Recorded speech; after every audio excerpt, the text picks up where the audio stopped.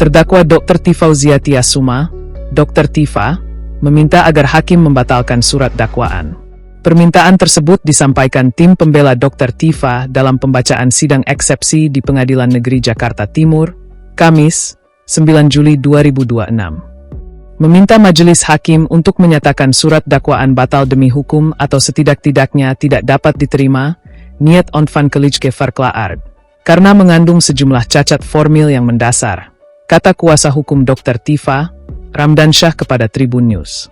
Ramdansyah mengatakan nota perlawanan tidak memasuki pokok perkara ataupun pembuktian mengenai benar atau tidaknya tuduhan terhadap terdakwa, melainkan semata-mata menguji apakah kewenangan negara dalam melakukan penuntutan telah dijalankan sesuai prinsip due process of law sebagaimana diatur dalam Undang-Undang Nomor 20 Tahun 2025 tentang Kitab Undang-Undang Hukum Acara Pidana. Dalam eksepsi berjudul Indonesia Menggugat itu, tim pembela Dr. Tifa menyampaikan 6 keberatan terhadap surat dakwaan. 1. Pengadilan Negeri Jakarta Timur dinilai tidak berwenang secara relatif.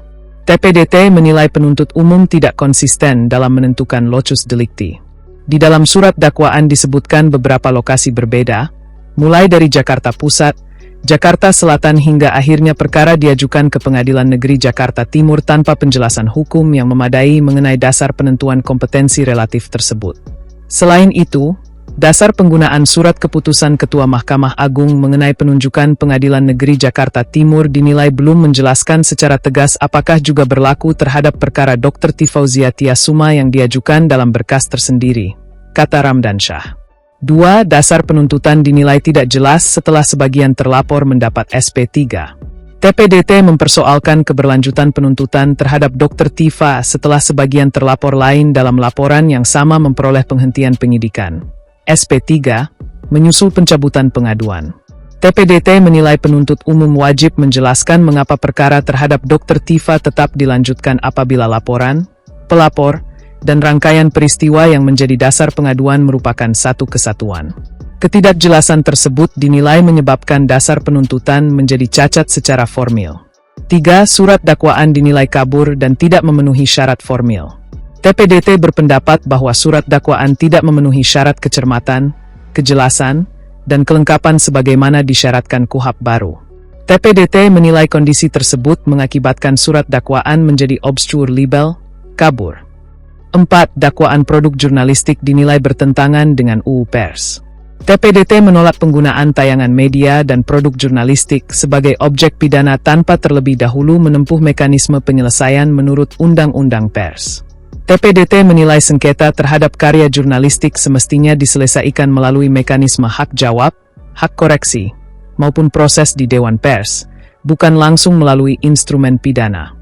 Pendekatan sebaliknya dikhawatirkan menimbulkan chilling effect terhadap kebebasan pers dan ruang diskusi publik, kata dia.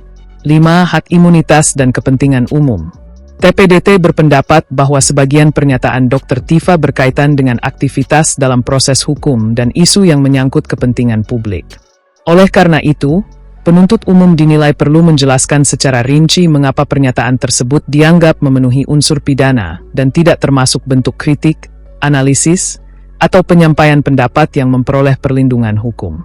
6. Negara hukum harus mengutamakan due process of law. TPDT menegaskan bahwa keberatan yang diajukan bukan dimaksudkan untuk menghindari pemeriksaan perkara, melainkan memastikan bahwa kewenangan negara dalam melakukan penuntutan dilaksanakan sesuai prinsip negara hukum, kepastian hukum, dan perlindungan hak-hak konstitusional setiap warga negara. Tim pembela berharap majelis hakim memberikan putusan sela yang mempertimbangkan secara cermat seluruh keberatan formil tersebut demi menjaga integritas proses peradilan pidana, kata Ramdansyah.